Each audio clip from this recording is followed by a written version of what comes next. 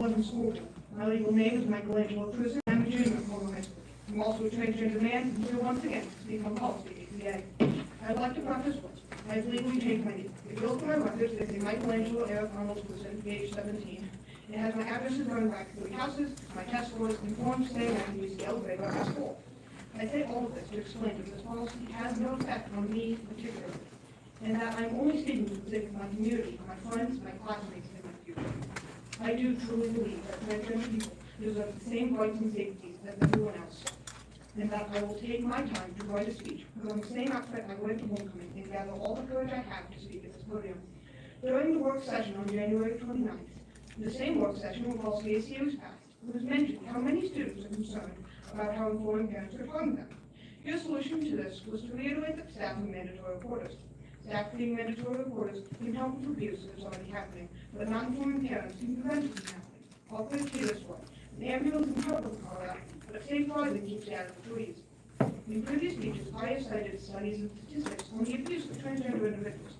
I've also provided personal testimony about how informing parents of students' gender identity, or birth name, or outing, a student before they're ready can be very harmful, as I was outed when I was 14, and has led to many negative side effects that I'm still struggling to get out of. If I appeal to your emotions, will you understand why this is so important? The way you speak about transgender individuals, such as comparing our identities to an ibuprofen bottle or watching movies during class, feels less than human. I am more than that. Transgender people are more than that, and our identities are more than a talking point or something to run a campaign on. I only remember I am trans when I am forcibly reminded by the actions of a political body, such as you all. When I'm not in this podium speaking to you, I am just another kid. I love comic books, I play the trumpet, I watch hockey and root for the Avs. I have a little sister and dream of leaving Colorado for college. Every transgender person has a life other than our identities, but we cannot live that life when we cannot feel safe. Attending these meetings interrupts my life. I have to leave one of my extracurriculars about 30 minutes early to be here. I don't want to be here. I want to be there with my fellow students. But I also want the identities of myself and every other trans person in District 11 to be safe. So here I am. I hope someday I can look at this outfit and think of homecoming and prom and not be reminded of standing at a podium in front of people with more power than me to argue why my identity and my safety is just as valid as theirs. At this point, I've spoken at more board meetings than I've attended school dances, and I wish that wasn't true. Board, I ask that you change policy ACA so the trans people in your district that deserve to be treated just as human as you and not like a bottle of ibuprofen. Thank you for your time, board, and I hope I never have to be a third again. Thank you. So I'm going to announce the next person and then also say who's on deck. That way we have some people waiting outside. They can be prepared. The next speaker is Ms. Carmen Moyer. And the person after that is Tilly Olderman. Is Ms. Olderman here? Okay, great. You're next after Ms. Carmen Moyer.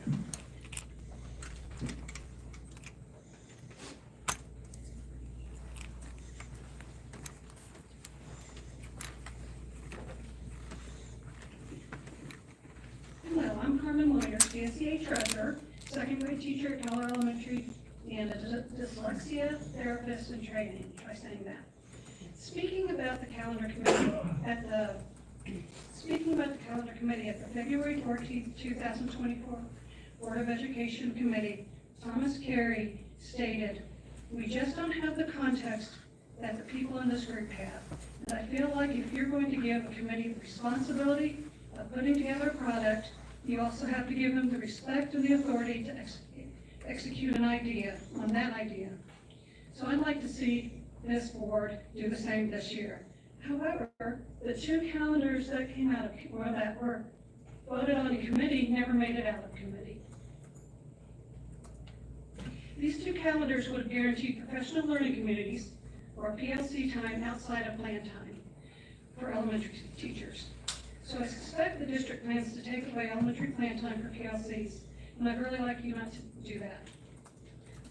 They've tried to take our plan time this year after repeatedly promising not to take plan time, and a small number of schools have been fighting this all year to keep their 5 days of plan time.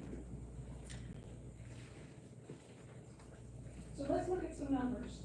On paper, Can you go back to the mic? On paper, elementary teachers get 110 minutes of plan time. So it seems like we do get more than what is in the master agreement. However, students come into school early. We have transition time to and from specials. Primary teachers and maybe even some intermediate teachers take their kids outside and hand them off to parents for safety reasons and for communicating with families. So in actuality, on average, we get about 85 minutes a day, which is just barely over that 80 minutes. But I keep hearing that principals are saying and that the admin's saying, we get tons of plan time, we get more than we deserve. So I am concerned that our plan time will be taken next year. Even if these numbers don't sway you, thank you. Even if these numbers don't sway you, what quality of plan time do you want from us? We typically spend those shorter plan times before and after school completing a myriad of quick tasks like making copies and getting manipulatives or math ready. To accomplish the deep planning that's needed and expected of us, we need longer blocks of time. 15-minute blocks are not enough to complete text-first planning, Eureka planning, or learn a new curriculum like CKLA. In summary, if you intend us to plan well, we have to have the time to plan well. If our plan time is taken away, only shallow planning will happen. It's really up to you. One other note I'd like to say to our community, if you're wondering why our teacher contract is so important to us, situations like what we've gone through with calendar these last 2 years and losing plan time in some places. Thank you. Your time is up. Or what? So, Mr. Yoderman, and the next one is Ms. Monica Peter. Good evening, my name is Terry Otterman. I'm here to respectfully request your consideration of 3 ideas. 1, adjusting the kindergarten age cutoff to at least the first day of school. Number 2, reintroducing free play into kindergarten. And number 3, extending recess time for elementary students. 1, in his book Outliers, Malcolm Gladwell explores the lasting effects of being the youngest in the class. While shifting the cutoff date won't completely solve this issue, having a 4-year-old in the same class as a soon-to-be 6-year-old isn't developmentally optimal or what's best for children. In the book of Boys and Men, Richard Reeves goes further and suggests that boys be gifted an extra year of pre-K due to differences in the timing of brain development, thereby closing the growing achievement gap between boys and girls. Reflecting on these ideas, I'm concerned for the 4-year-olds in our kindergarten classrooms this year, as they will likely face unnecessary struggles throughout their education and lives.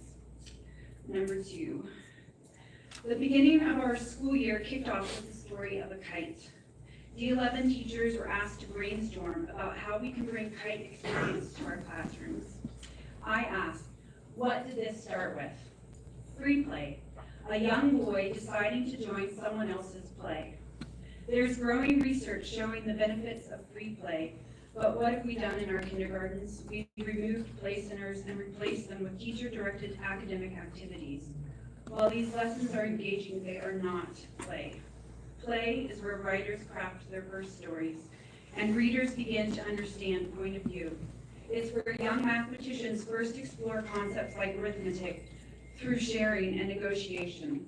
Play fosters divergent thinking, builds memory, strengthens grit, and nurtures social intelligence.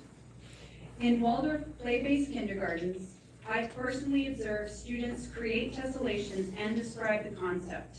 I've witnessed them take characters from a story they have been listening to during circle time and integrate them into new narratives of their own. In doing so, they make sophisticated inferences about how the characters would behave in new situations. Both of these skills align with higher grade standards. I advocate for returning toys that require imagination to our kindergartens. Make the morning the seat work academics and the afternoon free play academics. 3, I believe we must extend recess time for elementary students. Our students spend 7 hours at school, yet they only have 20 minutes for lunch and 25 minutes for recess. To put this in perspective, in Colorado, if an adult works for 7 hours, they are entitled to at least 50 minutes of break time, 2 10-minute breaks, and a 30-minute lunch. When developmentally our students need more, we are giving less. According to the CDC, recess is considered part of instructional time, and I believe that adding at the very least 15 minutes of morning and afternoon recess Your time is up. I'll email you. Yeah, please do. Please do. Ms. Monica Peter, and the next one online is Mr. Kevin Coughlin. Good evening. My name is Monica Peeler, and I teach second grade at Keller Elementary, and I am also a dyslexia therapist. The autonomous time teachers have is important to the success of our students and should be honored without interruption. Professional learning communities are valuable components to student success that deserve dedicated time outside of the teacher's plan time. Autonomous teacher plan time allows the teacher to remain focused on lesson planning, grading, and implementing district-wide goals and objectives, and therefore should be honored. District-wide, there are examples of teachers having to sacrifice their plan time to attend PLC meetings. District-wide, there are examples of teachers having to sacrifice their collaborative plan time with their department or grade level team to attend professional learning community meetings. What you just heard was a synopsis of the interest and facets of the issues that we intended to bring to bargaining this year. And while negotiations will not take place this year due to your decision to let the agreement expire, you all do have a responsibility to address issues that teachers bring to you. We intended to bring this issue because the fixes that have been put in place are not working. All teachers deserve to have high-quality PLCs, not just some. All students deserve to have high-quality instruction. All teachers should have plan time every day. Those of you who have taught know the importance of plan time. And those of you who haven't also know the importance from serving on our school board. Teachers should not have to sacrifice collaborative plan time with their department or grade level for PLC. High-quality PLC can occur without sacrificing plan time. This can be accomplished through early release time or delayed start. This is a viable solution, and it is being successfully done by our neighbor, Academy School District 20, where elementaries get to have the same as what our high school teachers have here, which is early release to do the PLC. The individuals who represent me and teachers on the calendar committee brought forward this vital element that needed to be addressed. However, the calendars being brought forward do not reflect this issue being addressed. I urge you to vote no, send the calendar back to the calendar committee with the expectation that our issue is addressed. A vote for this calendar tells me, teachers, parents in this community, that you don't intend to address teacher issues and that high-quality instruction is not one of the priorities. Please, please, please consider this. Thank you. Thank you. Mr. Kevin Coughlin, and the next one on deck is Joseph Sheridan. Joseph Sheridan.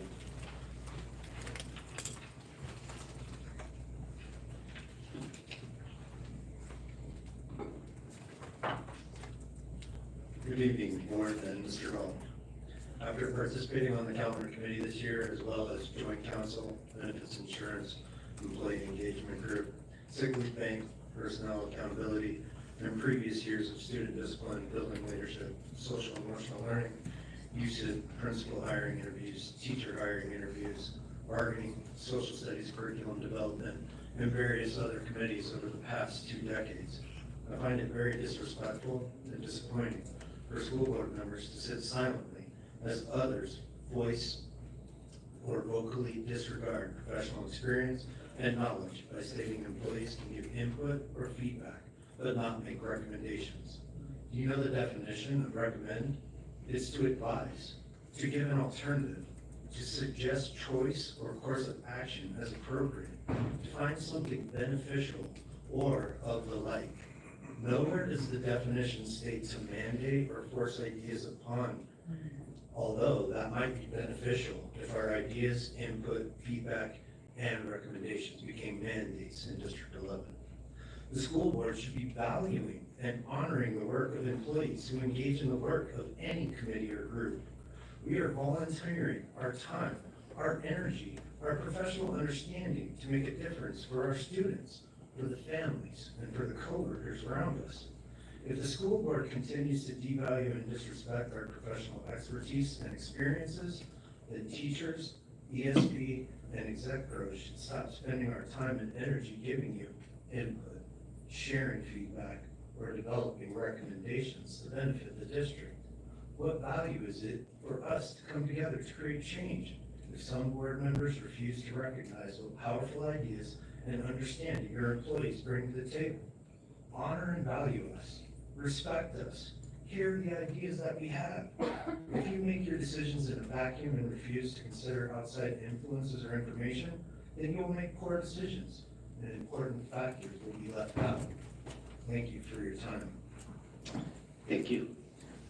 Joseph Shelton, and the next one on deck is Carla Prime. Carla Prime.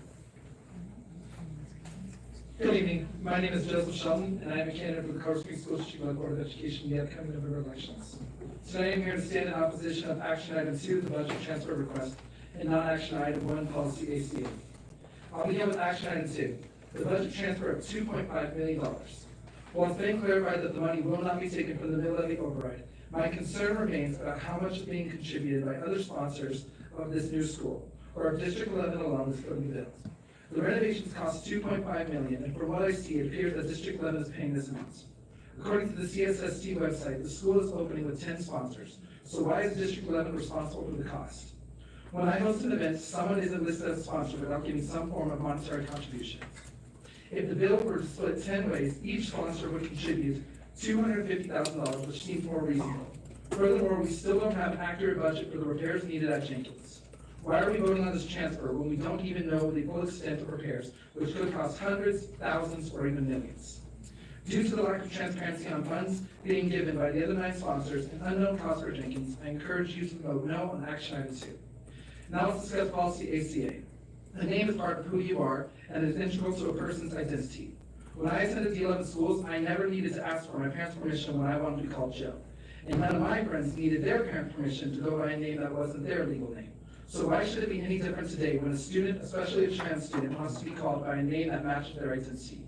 The policy being put forward would impose an ultimatum on our students, forcing them to choose between revealing their identity to their families, who may not accept them, or continuing to be dead names in the very environment where they should feel safe. I understand that some of you believe that all homes love and accept their children, but the truth is not every home is supportive, and some homes are downright hostile towards LGBTQ+ youth. Think of it this way. If Director Bankus came into this next board meeting and announced that she goes by Sandy, none of you would bat an eye. But if Director Malpakim walked in and said that you were trans and would like to be called Patricia, I imagine that would turn many of your roles upside down. The problem with this policy is that it is not about making a safe and respectful environment for all students. The issue seems to be that it targets and forces trans students to disclose their identities before they are ready, which is incredibly harmful. I know many of you on this board were elected on parental rights, but what about the students' right? All students should be treated with respect and allowed to be who they are, not just those whose families align with a conservative viewpoint. I implore you to protect all students in D-11 by voting no on non-action item 1. Thank you. Thank you. The next speaker is Ms. Carla Prime, and on deck is Jackson Hoskinson. Jackson Hoskinson. Hi, thank you for allowing me to speak today. My name is Karna Prime, and I'm a 11 teacher, former District 11 student, and I have Could you speak into the microphone? 2 students that go to District 11 schools. I'm here to speak about. Hey, Joseph, did you want to do the interview by chance? I appreciate that. I'm okay. All right. Thank Have a you. good night. Yep. And it became very apparent that the members of our school board aren't aware of what a professional learning community or a PLC is, how it works, and the outcomes it's supposed to produce. It's my goal today to do 2 things. 1, to explain how this year's calendar has affected the PLCs at the elementary level.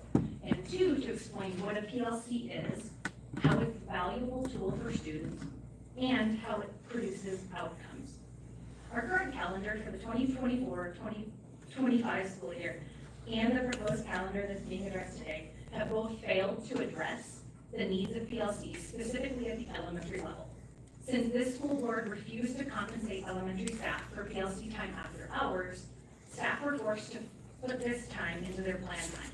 While some schools have been able to use resources and have additional staff to make this possible, most were not capable of doing that. Most schools have not done it efficiently and effectively for students. Plan time and PLC are not the same. Anyone who says they are has obviously never been a teacher. Plan time for educators is sacred. It involves long-term and short-term planning, grading, creating content, designing lessons, meeting with education teams, and lastly, finally making it to the restroom. None of these things are PLC. The second point I'd like to make is to explain to you what a PLC meeting is. PLC meetings are designed around 4 guiding questions. What do we want students to know and be able to do? How will we know if they've learned it? What do we do when they haven't learned it? And finally, how do we extend learning for those who have already proved proficiency? These questions drive our instruction.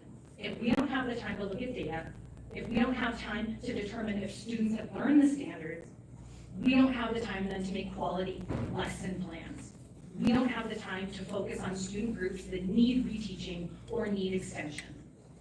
We're never going to see a rise in student outcomes. This process takes time and deliberate work.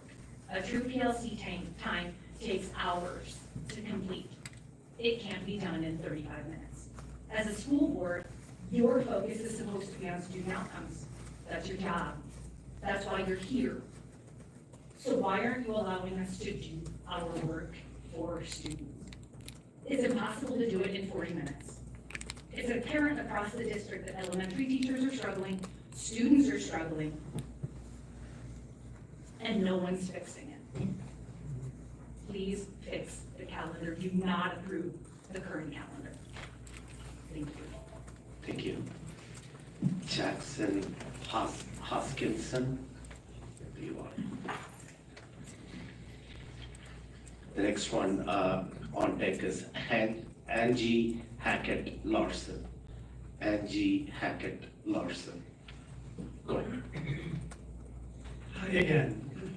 My name is Jackson, and I'm the school advocate at Inside Out Youth Services. I have attended previous meetings to recommend you supportive ways for you to implement your policy ACA to protect the needs of LGBTQIA2+ students in your schools. Unfortunately, you have declined to listen to us, so we have come with more people to tell you that your policy in its current form will hurt students in your schools. Whether it is the illegality of this policy, the administrative and legal burdens that will come with its implementation, or basic empathy for the students it is your job to protect, I hope something tonight will resonate with you to get you to update and fix this policy. It is this responsibility that you have to your students I would like to speak to today. Representative Jorgensen, in her email to a constituent voicing their concerns about the policy, said, and I quote, "We, the board, believe the district should defer to the wishes of parents in any topic that is sensitive or contentious. This approach to guiding an entire school district is not only unrealistic, but at odds with your responsibility over your schools. We live in a world where, unfortunately, some parents do not have their children's best interest at heart. This is why we require school personnel to become mandatory reporters. Sometimes youth are harmed at home, and it is our responsibility to intervene when that is happening, and especially not to make it worse or to put that student in further jeopardy. Inside Out serves youth who have been kicked out of their homes due to their identity. We know that LGBTQIA2+ youth are at higher risk of violence in their peers because people see their identities as controversial. You've admitted the board agrees with this statement. Passing this policy shows that the board does not take seriously their responsibility for student safety. When you take your seat on that dais, you have a responsibility to protect all students, not just the ones who live a lifestyle you happen to agree with. The lives of transgender students are not controversial. Protecting them, especially when you're elected to do so, is not controversial. It's just part of the job. Sure, no policy will make all of your constituents happy, but when the safety of students is on the line, the side you must take is clear. Side with the experts in the field, many of whom will be speaking to you tonight. Side with the students who have spoken to you tonight as well, and listen to them when they tell you that this policy will put them in harm and has harmed them and their peers before. Right now, I will say it again, your policy will hurt students. I have come to school board meetings and given you citations before. I know they're in their inbox from other Inside Out employees. You have the power to change that fact. When confronted with parents who will harm their kids, it is the responsibility of adults in schools and communities to not let that happen. It is your responsibility to not let that happen. Inside Out Youth Services is here for anyone who needs us at any time. Thank you. Thank you. Angie Hackett Larson. And the next one is Reverend Josh Rumpel. Reverend Josh Rumpel. Good evening, and thank you for allowing me to speak tonight. My name is Angie Hackett Larson. My pronouns are she, her, and I'm the co-executive director at Inside Out Youth Services.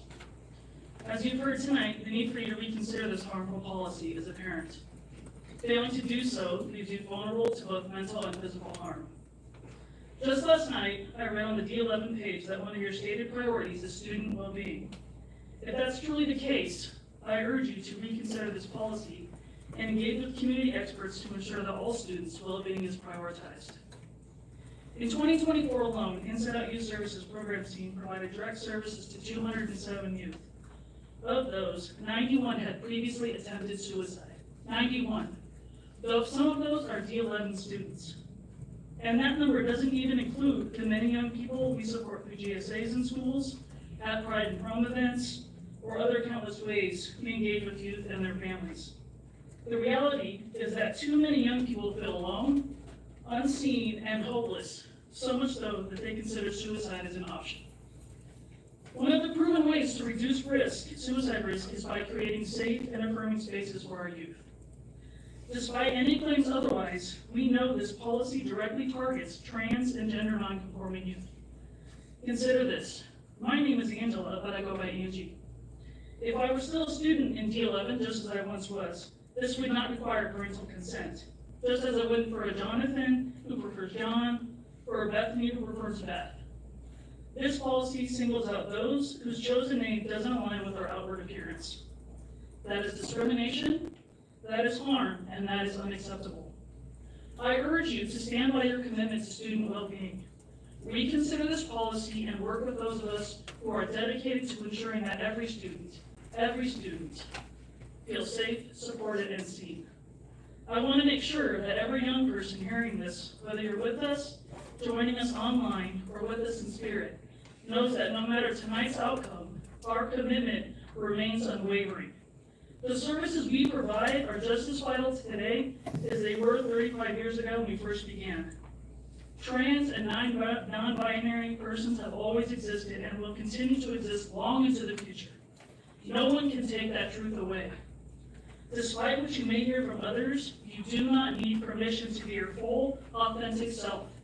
And at Inside Out Youth Services, we will do everything in our power to ensure you are seen, protected, and celebrated both in our spaces and beyond. Thank you. Thank you, Reverend Josh Rumpel. And the next one on deck is Ali Herensaft. If I didn't get the name right, Ali Herensaft is the next one. Hello, my name is Reverend Josh Rumpel. I'm joined by a few students from D-11 who also some belong to my congregation as well, which is First Congregational Church. I'll start by addressing you all on the school board and I'll end my remarks by addressing the staff and students of D-11. For some context, according to a study done by the Trevor Project's LGBTQI+ youth, who reported having at least one supportive adult were 40% less likely to report a suicide attempt. Conversely, about 27% of youth who did not have an accepting adults reported to have attempted suicide, 27%. Passing a policy change that will create barriers to student autonomy reveals an innate lack of support for students, and it will create a higher likelihood that youth will not find at least one supportive adult, increasing their risk to harm.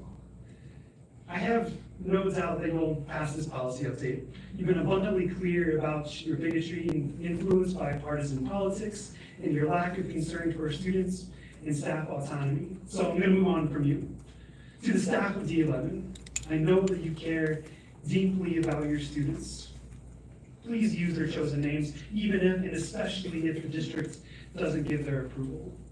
It takes at least one supportive adult to potentially save a kid's life. Be that one. To the students of D-11, you are loved, not in spite of your identity, but simply because you exist. Be proud of who you are and who you choose to be. You are powerful beyond measure, beautiful, beloved. And if you hear it from no one else, please hear it from me. I support you. This world is a better place because you are here. And in the immortal words of my neighbor, Mr. Rogers, it's you I like. It's not the things you wear. It's not the way you do your hair, but it's you I like.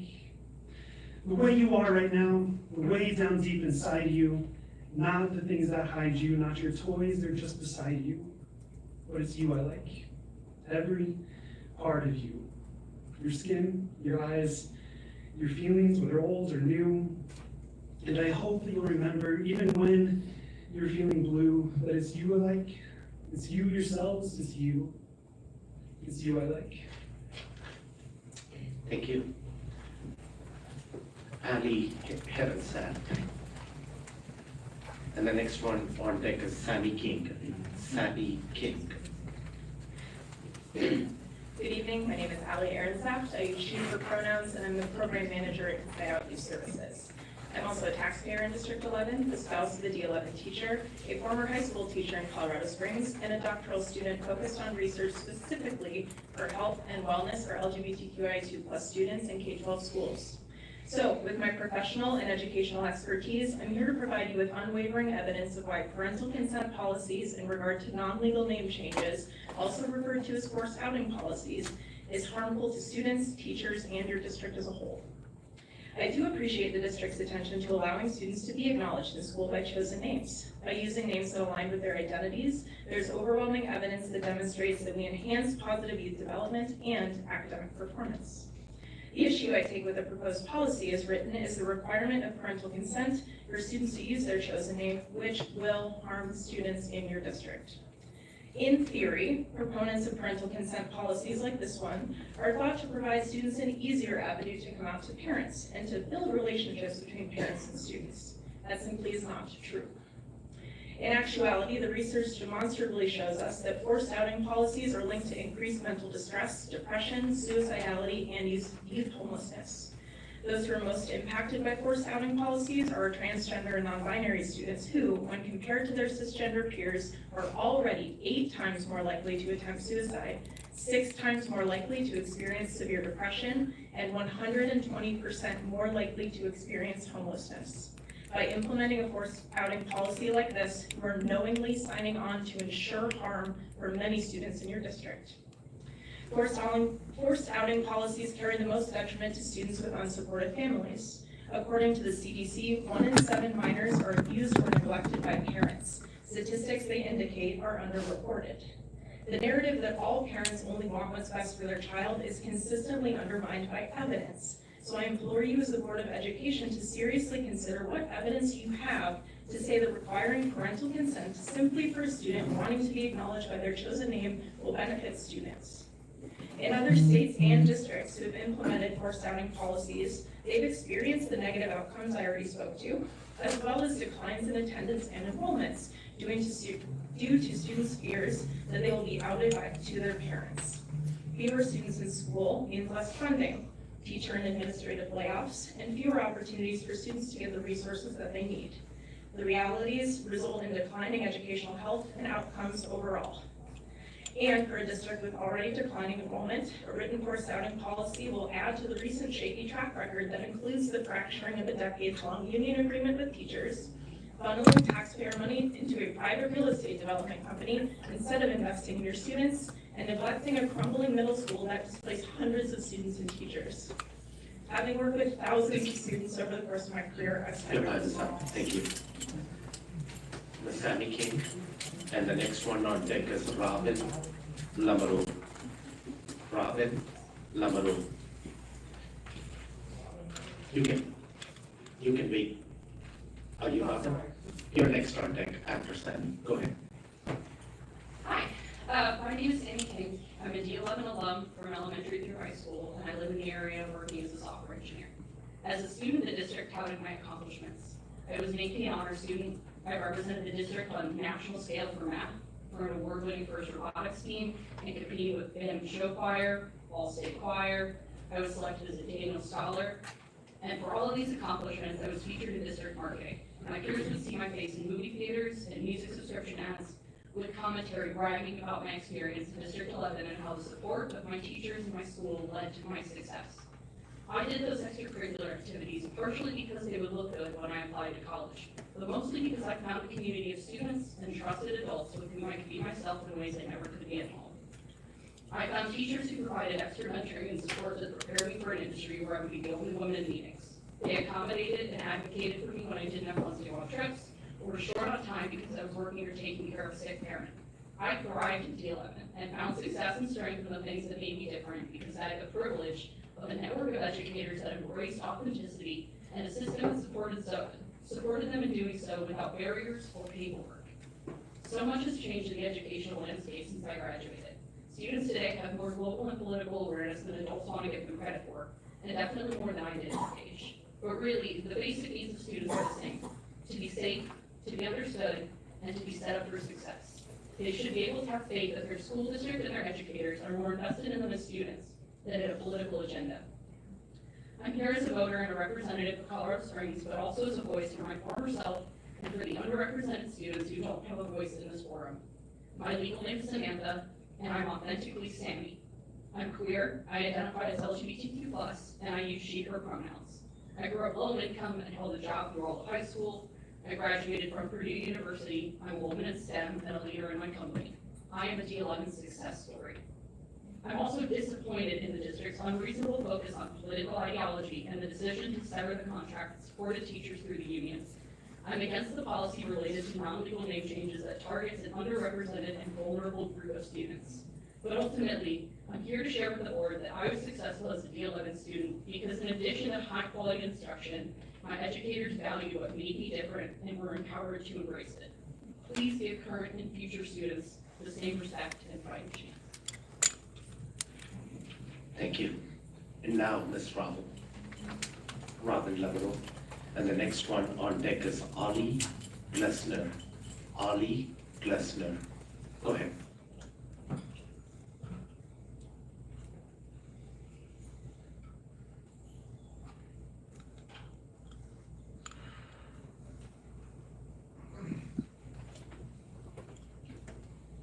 Hello, my name is Robin Lamro. My pronouns are he, him, and his. I'm speaking to you today as the advocacy intern at Inside Advocacy Services, and also as an alumni of Academy School District 20. Today, I urge you to revisit your policy, ACA, non-legal name changes, as I have significant concerns about the language used in the policy and how this is discriminatory and violates student rights to freedom of expression and self-determination. In this policy, the definition of a chosen name used is, quote, any name that a student requests to be known as that differs from the student's legal name to reflect the student's gender identity, unquote. While this is in line with the language of Colorado House Bill HB 24-1039, and it is certainly true that many transgender people commonly go by a name which is different from their legal name, I'd like to note that not all trans people choose a name which is different from their legal name, and not all people who choose a name which is different from their legal name are transgender, and that this policy only requires transgender students to go through a parental consent process for change of name. This raises the question, how exactly are you going to decide which chosen names are to reflect a student's gender identity and which ones are not? What is your plan to discern which names require parental consent to honor? Is it any name which is unisex? Is it any name which is not typical for their assigned sex at birth? Is it any name which is spelled differently from their legal name? Is it any name which is too different from their legal name? Consider that our perceptions of gendered naming conventions are individually contextualized by region, generation, and culture. What is a feminine name to one person may be a masculine name to another. Like, just because a name is unusual or gender neutral does not a trans person make. Also, a transgender student who requests a non-legal name change can simply choose not to disclose the real reason for it. So it seems to me, with how the policy is written, the only way to reliably determine and enforce which students it does or does not apply to without error is for the sole deciding factor to be a student's stated gender identity. If Ashley wishes to go by Ash and the student does not disclose that the change is related to their gender identity, then parental notification is not required. If the student does disclose that the change is related to their gender identity, then parental consent is required. That is the only difference. This is unfair, discriminatory, violates Title IX, and violates transgender students' First Amendment rights to freedom of self-representation, and places a burden on transgender students which is not asked of their cisgender peers. When you revisit and revise this policy, I ask that you amend it so that any and all students who request to go by a name which is different from their legal name be allowed to do so, no parental consent required. Thank you. Thank you. Holly Glessner. And the next person on deck is Sam Farnham. Sam Farnham. F-A-R-N-A. Farnham. Thank you very much for the opportunity to speak this evening on policy ACA. My name is Ollie Glessner, my pronouns are they, them, and I'm the Communications and Advocacy Director with Inside Out Youth Services. I want to start by leveling with each of you. You have a really hard job. You are responsible for the safety and education of thousands of students, and you have a lot of people to think about. Not just the students, but their families and educators, and you can never make everyone happy. But the priority of any educational institution is and must be its students. And while yes, the goal and hope is for parents to join their children on these journeys of self-discovery, we cannot prioritize a small but local minority of parents at the expense of our students. These students are the reason you're here tonight. They're the reason I'm here tonight, the reason we're all here tonight. You did not join the school board for fun. You're here to make a difference for them. I'm here to make a difference for them too. Inside Out is here to make a difference for them. So let's please make a difference together. And let's start here with policy ACA. When you revisit this policy, you must prioritize your students' safety, mental health, and well-being. All of your students, including those who are transgender and gender non-conforming. When you use a student's name without restriction or exemption, it is a simple, legally protected way to make trans students feel safer. You care about their education. Feeling safer helps them learn. You care about their test scores and whether or not they go to college. When students are affirmed by the school that they go to, their GPAs improve and their chances of going to higher education improve. For some of your students, home is not supportive, and school is where they feel safest and where they can be themselves. You should be really proud of that. Your schools can be a safe haven for young people, and that's incredible. And yet, by allowing conscience-based objections to using chosen names, you're jeopardizing their emotional safety. By choosing to require parental consent for a simple and legally protected name change, you're jeopardizing their physical safety at home. These kids are not making lifelong decisions that their parents need to sign off on. They're just asking to be called something else for right now. It's simple, and it's easy. Certainly easier than sifting through mountains of paperwork for name changes, nicknames, and trans names. It can make a difference for them. And isn't that what you want? Isn't that why you're here? Isn't that why I'm here? Once again, we at Inside Out Youth Services offer ourselves to you as a resource. You have time to workshop this policy with experts in transgender youth support, and we implore you to use that time and to work with us. It would be irresponsible to pass this policy ACA without considering the implications, implementation, and potential impact. Please send to your students, the most important constituents you have. Thank you. Thank you. Sam Farnham. And next on deck is Alex Reed.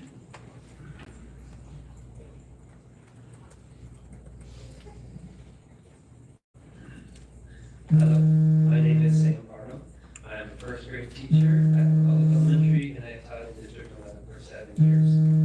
I'm here today because teachers a salary schedule to plan for next year. As you know, the hiring window is approaching, and teachers need to plan ahead appropriately. Unfortunately, I do not trust the board to present an attractive compensation package without CSEA bargaining. Historically, we have had to bargain to get salaries even close to covering inflation and cost of living raises. In years past, you regularly came to the table with 1 or 2%. CSEA bargained my salary and bargained the $14.25 year increase that you recently bragged about in the D-11 email to the community. We need this information now.